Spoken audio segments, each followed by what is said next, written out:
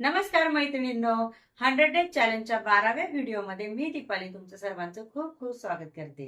तर मैत्रिणींनो, जसे की तुम्हाला आपले अगोदरचे जे काय व्हिडिओज आहेत ते बघितले आहेत तुम्ही. त्याच्यामध्ये आपण कुर्ती कटिंग केल्या होत्या, त्याच्यानंतर त्याच्यामध्ये आपण सलवार पण कटिंग केलेली आहे. आजच्या व्हिडिओमध्ये आपण बघणार आहोत की शोल्डर आणि आर्म होलचा फॉर्म्युला कशा पद्धतीने काढायचा आहे, म्हणजे एक चार्ट आपण तयार करू शकतो त्यानुसार. ठीक आहे. बघा, रेडीमेड चार्ट पेक्षा आपण स्वतः जेव्हा तयार करतो तो त्यावेळेचा जो चार्ट आहे तो एकदम परफेक्ट असा असणार आहे, कारण की तो मेथड नुसार असणार आहे. फॉर्म्युलेज आपल्याला वापरायचे आहेत. तर इथे आपण बघणार आहोत गळ्याच्या उंचीनुसार शोल्डर कशा पद्धतीने घ्यायचा आहे, त्याच्यानंतर शोल्डरला उतार कसा द्यायचा आहे आणि आर्म होलचं मेजरमेंट कशा पद्धतीने घ्यायचं आहे, हे संपूर्ण काही डिटेलमध्ये आज आपण आपल्या या व्हिडिओमध्ये शिकणार आहोत. तर त्यामुळे व्हिडिओ संपूर्ण बघायचा आहे, शेवटपर्यंत बघायचा आहे आणि जास्तीत जास्त लोकांपर्यंत शेअर पण करायचा आहे, म्हणजे या 100 डेज चॅलेंजचं त्यांना पण बेनिफिट मिळणार आहे. आणि मैत्रिणींनो, चॅनलवर जर तुम्ही नवीन आलेले असाल तर चॅनलला सबस्क्राईब पण करून घ्यायचं आहे, बाजूचं बेल आयकन पण प्रेस करून घ्यायचं आहे, जेणेकरून आपले जे काही पुढचे व्हिडिओज येणार आहेत त्याचं नोटिफिकेशन तुमच्यापर्यंत मिळून जाईल आणि तुमचे व्हिडिओज मिस होणार नाहीये. तर चला, जास्त वेळ न घालवता सुरुवात करूयात आपल्या आजच्या या व्हिडिओला, ज्यामध्ये आपण शिकणार आहोत शोल्डर आणि आर्म होल फॉर्म्युला. तर बघा, 1 ते 4 इंच आपला गळा होता, त्याच्यासाठी आपण घेतली होती 3 इंचाची रुंदी. ही 3 इंचाची रुंदी घेतली. त्याच्यानंतर आपण 5 आणि 6 इंचाचा गळा घेतला, बरोबर. याच्यासाठी आपण 2.25 इंचाची रुंदी घेतली, म्हणजे इथून आपण काय केलं, पाव इंच कमी केलं. तर आपली रुंदी किती आली आहे, 5 इंच. कशासाठी, 5 आणि 6 साठी. किती घेतले आपण, 2.25 इंच, 2 आणि 3 रेषा. त्याच्यानंतर आपण काय केलं, 7 आणि 8 घेतलं. पुन्हा एकदा आपण पाव इंच कमी केलं, बरोबर. पाव इंच कमी केलं इथे, तर किती आलं आपलं इथे, 2.5 इंच, बरोबर. म्हणजे 7 आणि 8 इंचाचा जेव्हा आपण गळा घेणार आहोत तेव्हा आपण इथे घेणार आहोत 2.5 इंच, बरोबर. त्याच्यानंतर आपण काय केलं, 9 आणि 10 इंचासाठी पुन्हा एकदा कमी केलं. पुन्हा एकदा कमी केल्यानंतर इथे किती आलं आहे आपलं, 9 आणि 10 साठी 2.25 इंच. ठीक आहे. हे बघा, इथे 2.5 इंच आलेले आहे. त्याच्यानंतर 11 आणि 12 साठी परत एकदा आपण तेच केलं. तर 11 आणि 12 साठी पाव इंच कमी केले, तर आपली इथे गळ्याची रुंदी येते 2 इंच. त्यानंतर 13 आणि 14, म्हणजे हे आपली गळ्याची उंची आहे. ठीक आहे. तर इथे 13 आणि 14 साठी पुन्हा एकदा मी कमी केलं आहे 2 इंच, बरोबर.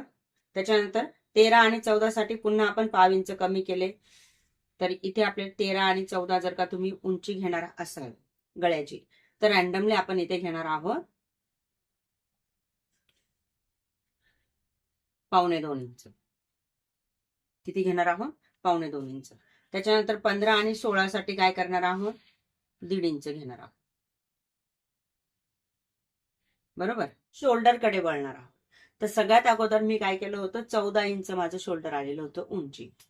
त्याच्यामध्ये 1 इंच प्लस केला, 15 इंच झाले. 15चे काय केले, हाफ केले. हाफ घेणार आहे मी इथे 7.5 इंच. हाफ घेणार आहे 7.5 इंच.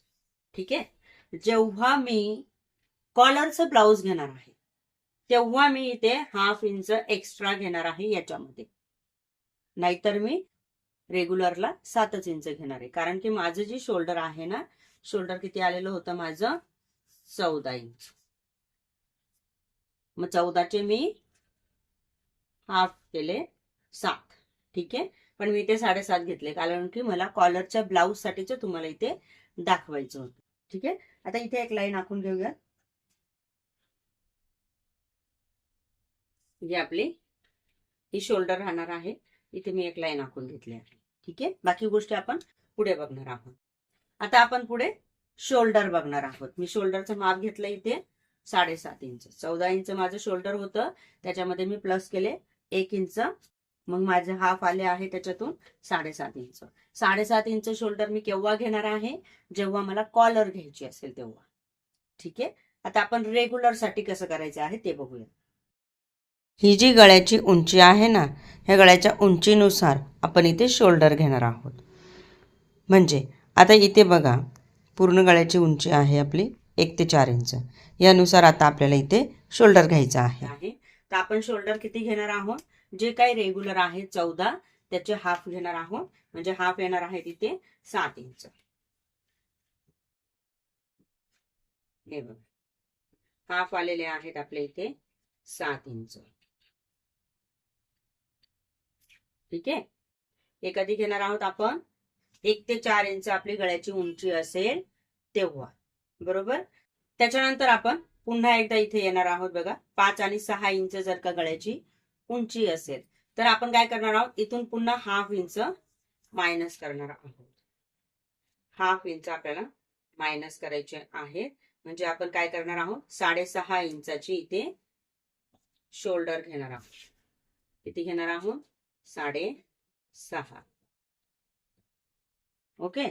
आता पुढे आपण 7 आणि 8 इंच गळ्याची उंची घेतली. बघा मी पुन्हा एकदा सांगते, गळ्याच्या उंचीनुसार आपलं शोल्डर चेंज होणार आहे. शोल्डरचं माप हे गळ्याच्या उंचीनुसार चेंज होणार आहे. आता आपण काय केलं, 5 आणि 6 बघितलं. आता 7 आणि 8 इंच जर आपली गळ्याची उंची असेल तर याच्यामधून पुन्हा आपण हाफ इंच वजा करणार आहोत. तर हाफ इंच वजा केल्यानंतर इथे किती येणार आहेत आपले 6. हे आले आहेत 6. म्हणजे शोल्डर आपण घेणार आहोत 6 इंचाचं. हे आपण कुठे कुठे केलं, 7 आणि 8. आता पुन्हा 9 आणि 10 साठी हाफ करायचे आहे. हाफ पुन्हा केल्यानंतर हाफच आपल्याला मायनस करायचे आहे. इथे येणार आहे 5.5.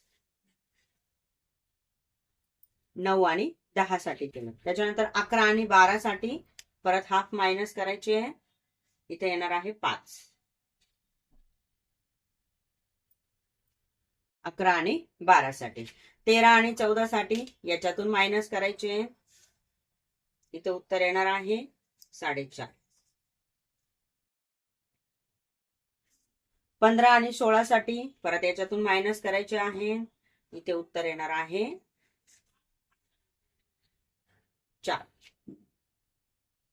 तर बघा आपलं जे काही शोल्डर किती घ्यायचं आहे हे आपण ह्या गळ्याच्या मापानुसार घेणार आहोत आणि त्यानुसार इथून कमी जास्त करणार आहोत. तुमच्या लक्षात आलं असेल. पण पुन्हा एकदा मी सांगते. तर बघा 14 इंचाचं माझं शोल्डर आलं होतं.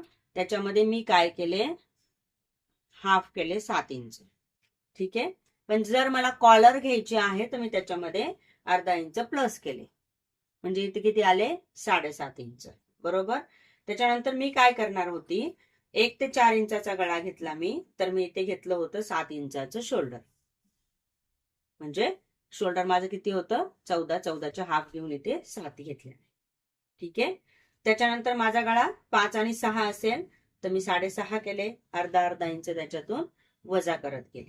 7 आणि 8 आहे तर मी 6 घेतले. 9 आणि 10 आहे तर मी 5.5 घेतले. 11 आणि 12 आहे तर मी 5 घेतले. 13 आणि 14 आहे तर 4.5 घेतले. आणि 15 आणि 16 आहे तर 4 घेतले. ठीक आहे. म्हणजे काय करायचं आहे आपल्याला, जेव्हा आपण कुर्ती कटिंग करणार ना तर तेव्हा पूर्ण शोल्डर घेणार. पूर्ण शोल्डर घेतल्यानंतर आपल्याला गळा किती घ्यायचा आहे त्यानुसार आपण इथे कमी कमी करत जाणार आहोत. तर अशा पद्धतीने आपल्याला अर्धा इंच शोल्डर जे आहे ते मायनस करायचं असतं. ठीक. आता इथे मी परत एकदा दुसरा पेपर घेतलेला आहे आणि इथे मी परत एक लाईन आखून घेते. इथे मी स्ट्रेट घेते आणि वरती पण एक स्ट्रेट घेते. म्हणजे आपण इथे शोल्डरचं माप घेणार आहोत. माझं जे शोल्डर होतं, आता बघा शोल्डर शक्यतो 14 इंच, 15, 16 आणि 17 अशा प्रकारचे असतात. जास्त काही मोठं शोल्डर नाही राहत शोल्डरचं माप. मग ते जेंट्सचं माप येतं. मग साधारणपणे जर 19 वगैरे जर असलं तर ते जेंट्सचं माप असतं. ठीक आहे.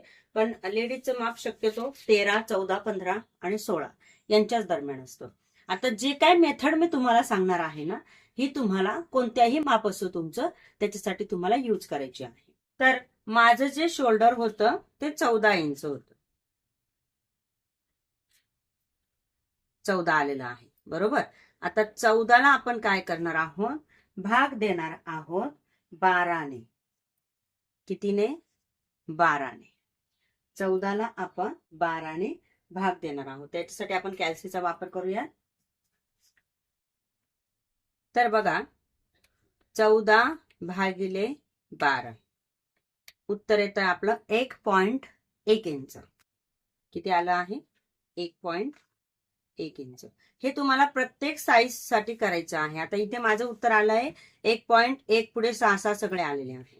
1.1 आणि पुढे खूप सारे 6 आलेले आहे. तर मी इथे काय करणार आहे? 1.1 घेणार आहे. मग हा टेप वरती कसा घ्यायचा आहे? तर बघा टेप वरती मी काय करणार आहे? 1 इंच घेणार आहे. हा बघा, हा 1 इंच घेणार आहे टेप वरती आणि पुढे ही एक लाईन घेणार आहे. आले लक्षात? असंच आपण हीच मेथड तुम्हाला वापरायची आहे. प्रत्येक मापाला तुम्हाला 12ने भागायचं आहे. म्हणजे थोडक्यात काय करायचं आहे आपल्याला?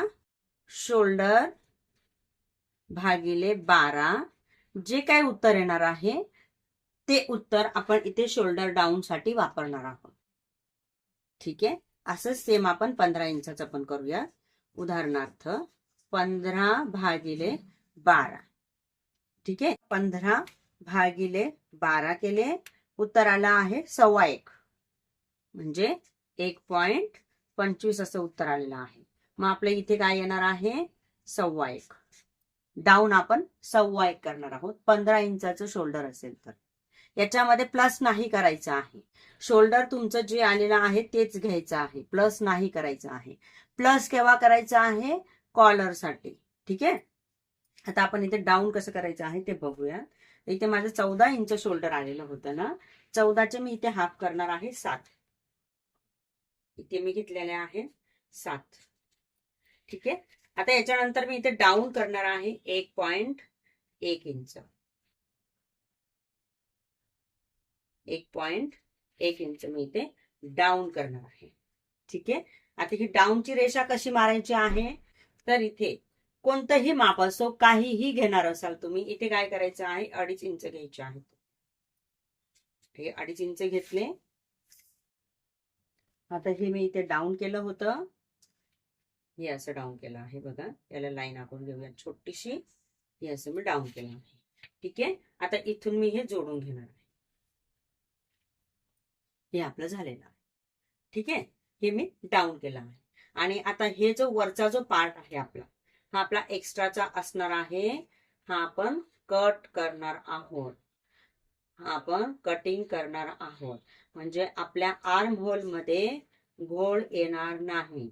आर्म होल मध्ये घोळ येऊ नये त्याच्यासाठी आपल्याला शोल्डर डाऊन करणं गरजेचं असतं. आता पुढचा फॉर्म्युला आपण बघणार आहोत तो म्हणजे मुंड्याचा. तर मुंडा फॉर्म्युलासाठी आपल्याकडे काय करायचं आहे? चेस्टचं माप असणं गरजेचं आहे. चेस्टचं माप. ठीक आहे. समजा आता 38 इंच चेस्ट आहे.